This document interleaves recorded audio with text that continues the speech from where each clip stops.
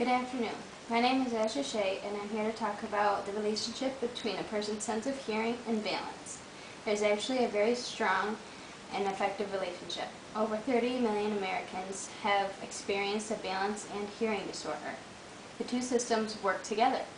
Hearing is a process of picking up sound and attaching meaning to it, and balance is a sense maintained by continuous and equal signals sent from both inner ears, and it helps us with body movements. First, we're going to talk about how hearing works. We're going to look at the parts and find out what each one does. First, we're going to look at the outer ear. This is the pinna, and this collects the sound. This is the external auditory canal, also known as the ear canal, which protects the ear and funnels sound. Then we go to the middle ear, which is also pictured down here, and this has the three tiny bones, which are also known as the ossicles. It includes the malleus, the stapes, and the incus. The sound waves hit the eardrum and the ossicles move back and forth, causing a vibration in this area. Then we go to the inner ear, which holds the sensory organs for hearing and balance. This includes the cochlea and the organ of Corti, which holds hair cells. In this area, hair cells translate signals into nerve impulses and send them to the acoustic nerve. The acoustic nerve carries the impulses from the cochlea, which is here, to a relay station in the midbrain and ends in the auditory cortex of the brain. This is where we determine what sound we are hearing. Now we're going to look at the balance system, also known as the vestibular system, which is controlled in the inner ear. This includes the utricle and sagittal, and they send information to the brain about the still position of the head. And it also includes the three semicircular canals, here, here, and here. And these give information about head movements. This is also controlled by four systems.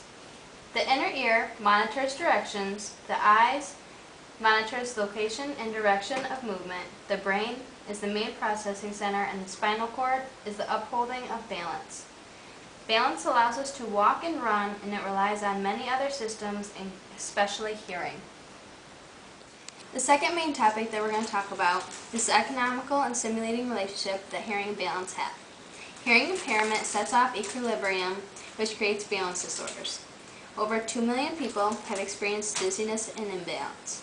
Many injuries have been caused by balance-related falls, and half of the elderly deaths have been caused by imbalance, which creates medical costs to rehabilitate, watch over, assist, and research. The U.S. has actually exceeded in spending over $1 billion. Because of all this money, they need more research to find a cure. But the more research we need, the more jobs. So it's a plus and a negative all in one. I'm going to ask now if there's any questions. Yes? I was just curious if all forms of hearing affect balance, or if there's certain types that may be affected more than others. There are cases when all of the different types of hearing affect balance, but the two most popular are conductive hearing, which is when the outer ear doesn't conduct the sounds to the middle ear correctly, and one-sided hearing loss is also a very popular hearing loss that affects balance. Any other questions? Does everybody who has a hearing loss have their balance get affected? No, and that's actually going into the third main topic between the relationship of hearing and balance. It doesn't affect everybody, and that is why the relationship is inconsistent. Many people fall or get experiences with hearing loss and balance, but there are many people that aren't affected. Actually, there was a journalist, Victoria Loosely, who interviewed 7 professional dancers who are deaf. They consider themselves not disabled, and one of them, by the name of Jacob Lyons, stated that he sees the rhythm instead of hearing it. He watches the clapping of the hands and the bobbing of the heads of the audience. And she also interviewed 2 of the teachers. One of their names was Diane Hottendorf, and she explained that she likes to teach the students that dancing is a sense of communication and it's a way to express themselves. The other teacher was Karen Dearborn, and she stated that deaf people do well at dance because they naturally watch the real rhythms of the world. Okay, this is a video of some deaf dancers that I'm going to show you now.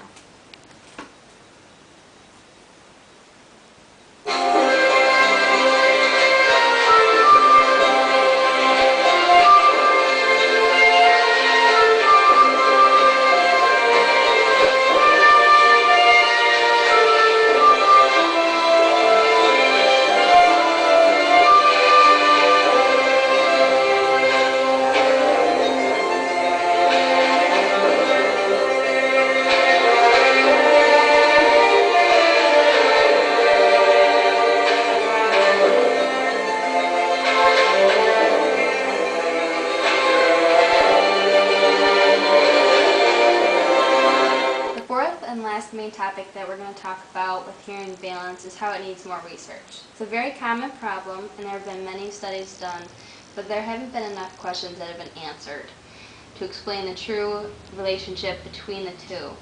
There has been, however, a determination that hearing impairment has affected the equilibrium with the balance, and in case creates balance disorders, but in order for them to find a cure or fix things and help people with their disabilities, there needs more research. But for now, we do know that people with hearing loss may in fact have balance disorders and need help along the way. So if you see anybody, help them out. And that's it for today. Thank you.